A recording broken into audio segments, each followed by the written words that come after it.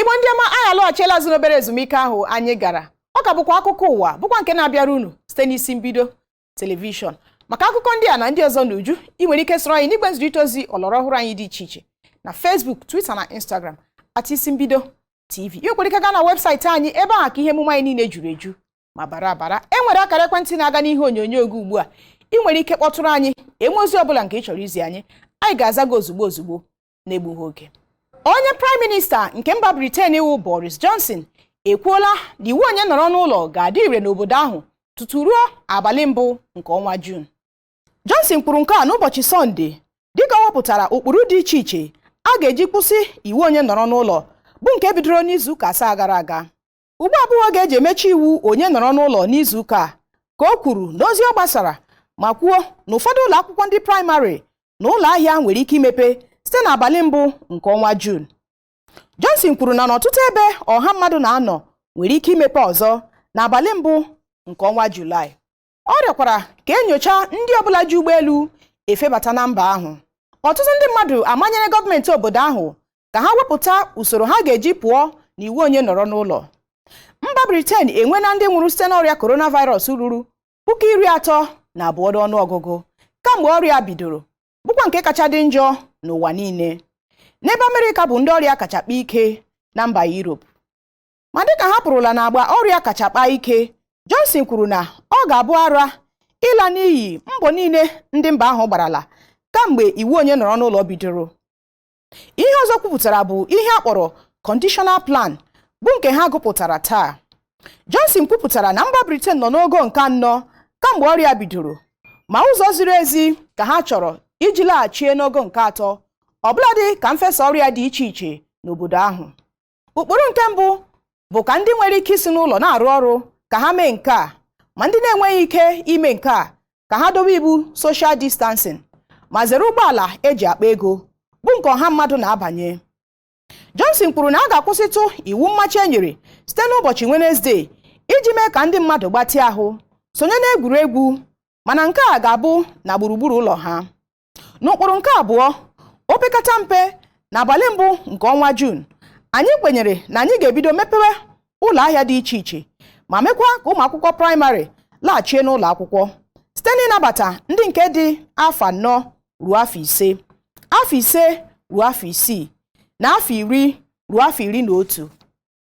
N'ụkpụrụ nke atọ, opekata mpe n'ọnwa Julaị, anyị kwenyere na anyị ga-emepe ụlọ ọrụ ebe ndị mmadụ na-ekpori ndụ nakwa ebe ndị ọzọ ọha mmadụ na-aga, ma ya bụrụ na ha nọ n'udo ma dowekwa iwu nke social distancing, ka Johnson gbakwunyere. N'aka nke ọzọ, agba nke mbụ nke ụmụafọ ala anyị tọrọ na mba Amerịka n'ihi ọrịa coronavirus awụchiele n'isi ọchịchị ala anyị dị n'Abuja. Ndị ala anyị dị 160 bụ ndị gụnyere ụmụaka so n'agba nke mbụ akpọlatara.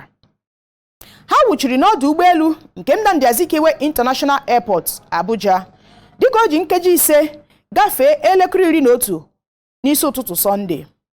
Ndị alọta so ụgbọelu Ethiopian Airlines Boeing 787 bụ nke gọọmenti ala anyị haziri maka ịkpalata ụmụafọ ala anyị ndị tọrọ na mba ofesi.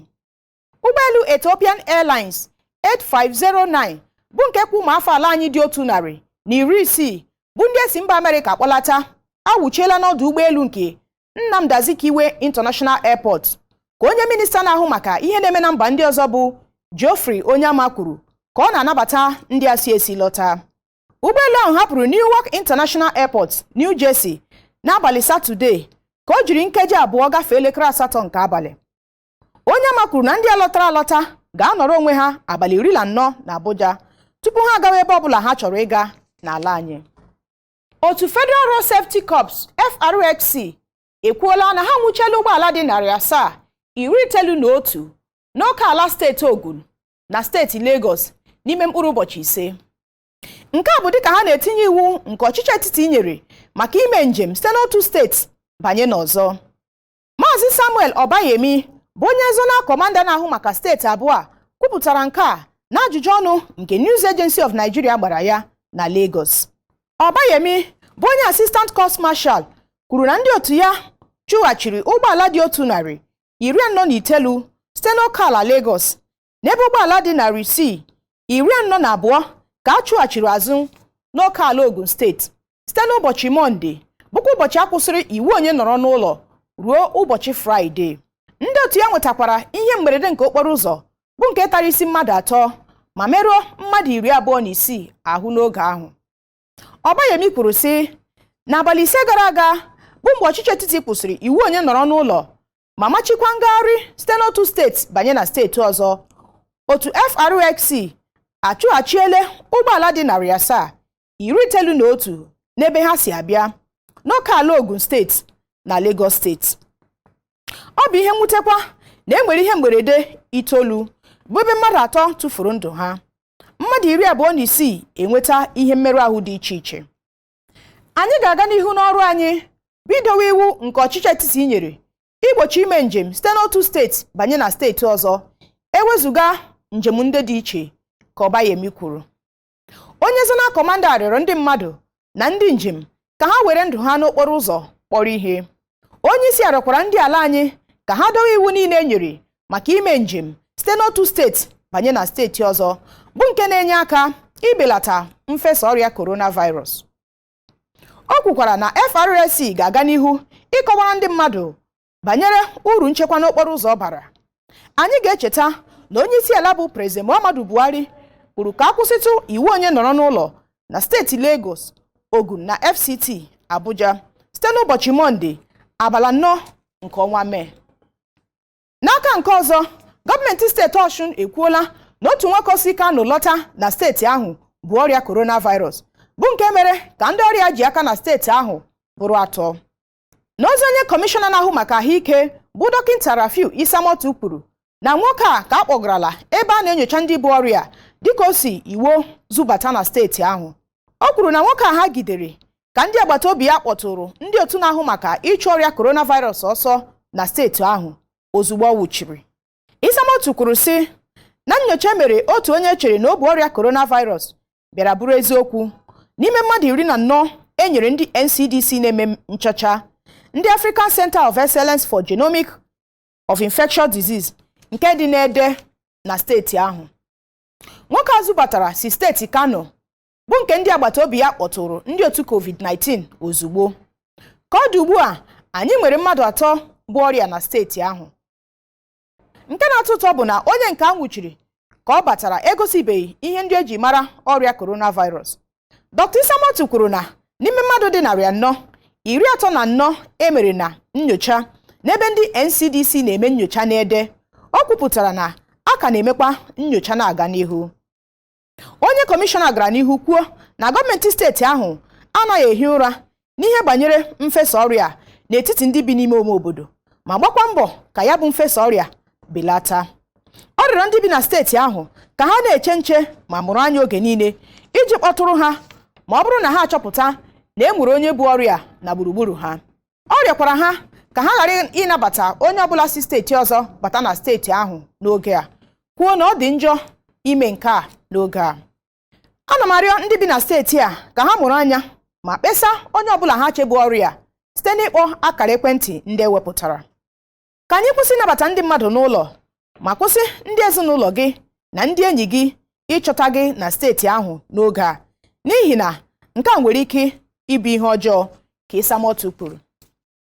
Aka na-achị steeti Rivers bụ Nyesom Wike ekwuola ihe mere o ji kwatuo ebe a na-eme oriri na nkwari abụọ dị na steeti ahụ. Ụlọ oriri na nkwari a gụnyere Prodes Hotel nke dị na Alode na Etemete Hotel nke dị na Onye bụ ndị nọcha n'okpuru ọchịchị Eleme nke dị na steeti ahụ.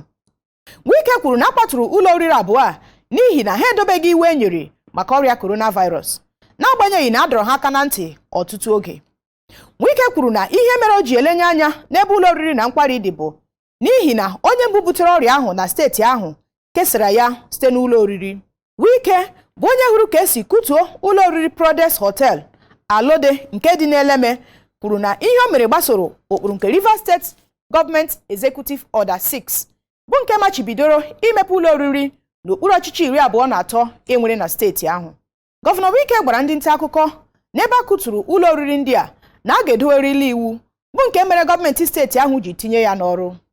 Wike kwuru sị gọọmenti enweghị ihe ọzọ ime karịa itinye n'ọrụ Executive Order bụ nke a bịanyere aka na ya tupu ebido iwu onye nọrọ n'ụlọ n'obi akpọ nakwa Port Harcourt City. A kpọtụrụ m ndị eze ọdịnala niile nakwa ndị isi oche okpuru ọchịchị dị iche iche ma gwa ha ka ha gbaa mbọ hụ na enweghị ụlọ oriri mepere na steeti ahụ. Anyị ekweghị na ọ ga-adịgide. Ọ bụ maka ugbu a iji mara ebe anyị nọ ma belata ka esi efesa ọrịa coronavirus. Ma ị bụ PDP ma ọ bụ ịbụghị, ihe anyị na-ekwu bụ na enweghị onye karịrị iwu. Ọ bụrụ na anyị nwere ike ime ihe dị otu a n'ebe onye PDP nọ, ị ga-ahụ na ya anaghị akpa oke. Onye ọbụla ga-edowerịrị iwu. Ma ị nọ na PDP, SDP ma ọ bụ na ị nọghị na pati ọbụla, ị ga-edowerịrị iwu. Ọ bụrụ na onye ọzọ eme ihe dị otu a ọzọ, anyị ga-agbaso otu iwu ahụ. Anyị kwuru ka ụlọ oriri ọbụla hapụ imepe n'oge a, mana onye ndu ndị ntorobịa na pati PDP n'Eleme sonyere ndị ọzọ daa iwu e nyere. Nke a mere ejiri gbasoro usoro iwu kwatuo ụlọ oriri ahụ. Anyị kwuru na ọ bụrụ na ụlọ oriri ọbụla emepe, na gọọmenti ga-akụtu ya. Anyị mere ihe anyị gbara ndị mmadụ na anyị ga-eme. Enweghị ndị chọrọ idobe iwu. Ihe anyị na-ekwu bụ ka ọ dị taa ka ụlọ oriri ọbụla ghara imepe, ka anyị hụ ka anyị ga-esi chekwaa ndụ ndị mmadụ. Legodi ka ọnụọgụ ndị bụ ọrịa si agbago. Ọtụtụ ndị bụ ọrịa ka a hụrụ n'ụlọ oriri na nkwari. Lee nwoke a nwụrụ anwụ, ọ nọrọ na Mingi Hotel nke dị na Rumumasị. N'ihi ka ndị mmadụ si bịa ya nso, anyị enwetala mmadụ asaa ọzọ bụ ndị bụ ya bụ ọrịa. Ndị mmadụ kwesịrị inyere anyị aka ma kwado gọọmenti Rivers iji mee ka ụmụ Rivers nwee ezigbo nchekwa, ọbụla dị ka o si metụta ahụike ha. Ndị otu nchekwa ga-ezukọ ma ya legharịa anya n'usoro ndị ewepụtara, ihe ndị ha nwetarala nakwa ihe mkpọbi ụkwụ dị iche iche. Ihe niile anyị ga-eme bụ ichekwa ndị mmadụ. Ọtụtụ ndị mmadụ nwere ike ha agaghị anabata ụkpụrụ ndị anyị wepụtara, mana ihe niile anyị na-eme bụ iji nweta ezigbo ọrụ. Gọvanọ Wike kwugharịrị ọzọ na enweghị ụlọ oriri na nkwari ọbụla ga-emepe na steeti ahụ, ma kwuokwa na nwụchiele onye nlekọta nke ụlọ oriri na nkwari ahụ dị na Onye. Aka akparala otu onye omekome na Nnewi nke dị na steeti Anambra. Ikechukwu Edom ga-eweta akụkọ a n'uju ya. Anatala ozi na aka ndị uwe ojii Anambra steeti akparala onye omekome ọrụ aka ya bụ ịnapụ ndị mmadụ ọgbatumtum ha na Nnewi. Ọnụ na-ekwuchitere ndị uwe ojii na steeti ahụ bụ Haruna Mohammed si na ejidere ya oge ọ chọrọ ịnapụ otu onye ọgbatumtum ya. E kwuru na ya bụ nwoke gbara afọ 24. A natara ozi na ọ bụghị naanị nwoke a onye na-anapụ ndị mmadụ ọgbatumtum ha, kama na o nwekwara ndị ọzọ ndị na-adị achere ndị mmadụ n'ụzọ tụmadị mgbe o ruru oge mgbede iji napụ ha ọgbatumtum ha. N'otu aka ahụ, gọọmenti Akwa Ibom steeti anwụchiela mmadụ 6 si Lagos zubata ozu, nara ha ozu a, lie ya ma tinye ha onwe ha ọnọdụ nnọrọ onwe ka abalị 14 ka e wee nyochaa ha ahụ. Ọ gbara ha gharị otu ndị a si buru ozu gafee ihe ruru steeti 7, agbanyeghị na gọọmenti mechiri njem isi na steeti fere na steeti. A natakwara ozi n'otu aka ahụ na ndị amajiri 260 si steeti agbata obi Kaduna kpọlata steeti ahụ apụtala n'ebe a kpọsara ha dịka emechara ha nnyocha ahụ nke ndị bụ coronavirus. Kọmishọna na-ahụ maka ihe metụtara ọha na steeti ahụ bụ Hafsat Baba si na ọ bụ ụmụaka 680 ka a kpọlatara Kaduna, ma sị na ndị atụgharịpụrụ ga-alaghachi ibe nne na nna ha dịka emechara nnyocha nke coronavirus. Kọmishọna Baba kwuru na ọ bụ steeti Kano, Plateau, Bauchi, Gombe na Niger ka esi ekpọbata ụmụaka Kaduna. O kwuru na nne na nna ụmụaka ga-anọ n'okpuru ọchịchị Kudan, Makfafari, Ikari, Giwa na Zaria. Dịka o si kwuo, a ga-ahanye ụmụaka n'aka gọọmenti dịka okpuru ọchịchị ha si kwuo, ma cherekwa ka nne na nna ha bịa kpọrọ ha.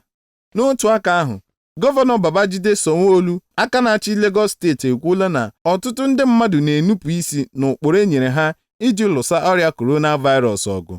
O kwukwara na a na-enweta ọtụtụ ndị mmadụ bụ ndị na-anaghị ekpuchi ime ha ma ọ bụ aka ha ma ọ nyebe iwu ndị edoro ha n'obodo. O kwuru na ma akpachaghị anya, ọnụọgụgụ ndị ga-ebute ya bụ ọrịa coronavirus ga-abanye na Lagos steeti. Aha m bụ Maazị Idom Ikechukwu. Ndị otu National Center for Disease Control (NCDC) ekwuola na mmadụ dị 248 ọhụrụ ebutela ọrịa coronavirus n'ala anyị bụ Naịjirịa. Dịka otu a si kwuo, mmadụ 81 ọhụrụ ebutela ya bụ ọrịa na steeti Lagos, Jigawa mmadụ 35, Borno mmadụ 26, Kano mmadụ 26, Bauchi mmadụ 20, FCT mmadụ 13, Edo mmadụ 12, Sokoto mmadụ 10, Zamfara mmadụ 7, Kwara mmadụ 4, Kebbi mmadụ 4, Gombe mmadụ 2, Taraba mmadụ 2, Ogun mmadụ 2, Ekiti mmadụ 2, n'ebe steeti Ọshụn na Bayelsa nwere otu onye. NCDC kwuru na ha gbakọtaghị nke ọma ozi ha zipụtara n'ụbọchị Satọde abalị 9 nke ọnwa Mee. Dịka ha si kwuo, FCT nwere ndị dị 13 laala n'ụlọ ha na mmadụ 2 tụfuru ndụ ha n'abalị 9 nke ọnwa Mee. Ha kwuru na ọ bụghị mmadụ 32 lara n'ụlọ ha dịka ha si kwubuo. N'ụbọchị Sọnde abalị 10 nke ọnwa Mee, Naịjirịa nweziri ndị buterele ọrịa coronavirus dị 4,399. Mmadụ dị 778 ka a gwọtọrọla bụkwa ndị lọla n'ụlọ ha, n'ebe mmadụ dị 143 atụfuola ndụ ha. Igbo ndị ọma, ebe a ka akụkọ ụwa nke abalị a ga-abịa na mbechi. Unu emena maka ịnọnyere m. Onye ahụrụ taa si ka hụkwa ya echi. Aha m bụ Nwada Chika Iro. Ndewonu.